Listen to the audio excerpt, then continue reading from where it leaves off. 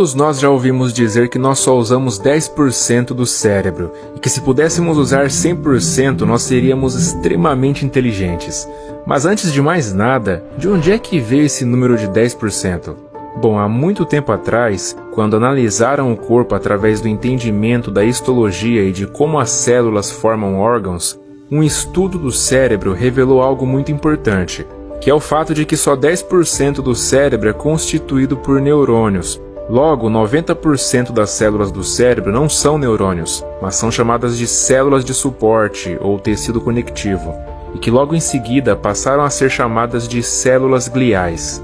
O que é muito interessante sobre isso é que na doutrina do neurônio, pensava-se que os neurônios eram as células funcionais do cérebro e que as células gliais eram mais ou menos apenas suporte. Então, por definição, era dito que você só usa 10% do seu cérebro porque é tudo que os seus neurônios ocupam de espaço nele, ou seja, 10%. No entanto, nas últimas décadas, o que começamos a descobrir é que havia um mal-entendido sobre as células gliais, pois elas são muito mais importantes na função neural do que apenas no suporte físico. Afinal, essas células podem inibir e ativar neurônios, podem se conectar com eles e podem até controlar a atividade dos neurônios. Então, de repente, essas células gliais, que antes eram vistas apenas como células passivas no cérebro, acabaram sendo vistas como muito funcionais no que diz respeito a como o cérebro funciona. E uma forma de compreender isso, fazendo uma analogia simples, é considerar que os neurônios são os substantivos numa frase e as células gliais são os verbos, os adjetivos, os advérbios e os modificadores de todos os substantivos. Então as células gliais são parte integral e muito funcional de toda a atividade neuronal. Portanto, a antiga ideia de que somente os neurônios estavam envolvidos no funcionamento do sistema nervoso foi substituída pelo fato de que agora sabemos que as células gliais também estão. Logo, nós não estamos lidando com apenas 10% do cérebro, mas sim com 100% do cérebro. Sim, você tem acesso a 100% do cérebro a qualquer momento, mas isso não significa que usamos 100% do nosso cérebro o tempo todo, pois o que descobrimos é que quando começamos a viver em padrões e hábitos, nós passamos a ativar apenas certos caminhos neuronais, que são caminhos habituais, e como resultado, eles são os caminhos que têm preferência no nosso dia a dia. Se você se envolver em atividades que ativam todo o cérebro, você poderá melhorar sua consciência, sua percepção e sua habilidade de controlar sua própria vida.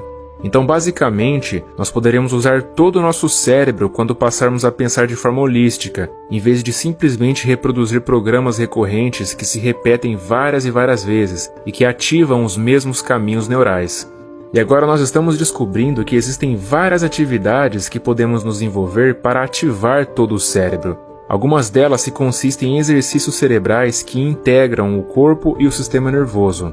Por exemplo, a minha mão direita é controlada pelo meu hemisfério esquerdo, e a minha mão esquerda é controlada pelo meu hemisfério direito. Porém, se minha mão direita, que é controlada pelo meu hemisfério esquerdo, cruza a linha do meio do meu corpo, isso será simultaneamente captado pelo meu outro hemisfério, pois agora ela está naquele território também. Então, quando você cruza seus braços ou quando você cruza suas pernas, você estará fazendo com que os dois hemisférios trabalhem em harmonia. Quando nós estamos ativando a sincronização do cérebro, onde o hemisfério direito e o esquerdo estão trabalhando simultaneamente, isso ativa meio que uma superaprendizagem, pois quando os dois hemisférios trabalham em conjunto, nós obtemos características muito superiores das funções neurais. Contudo, a partir dos 7 anos, nós começamos a manifestar o que é chamado de dominância cerebral, o que significa que durante o dia nós não temos a sincronização de ambos os hemisférios. Então eles oscilam como uma onda. Às vezes usamos mais o hemisfério esquerdo, às vezes usamos mais o direito. Então oscilamos entre um hemisfério de cada vez. Portanto, essa é a dominância cerebral. É quando o hemisfério exerce dominância sobre o outro. A relevância disso é que integrar nossas vidas é muito difícil para a dominância cerebral. Isso porque o nosso hemisfério esquerdo é baseado na lógica e nos detalhes. Já o nosso hemisfério direito é associado às emoções e à plenitude.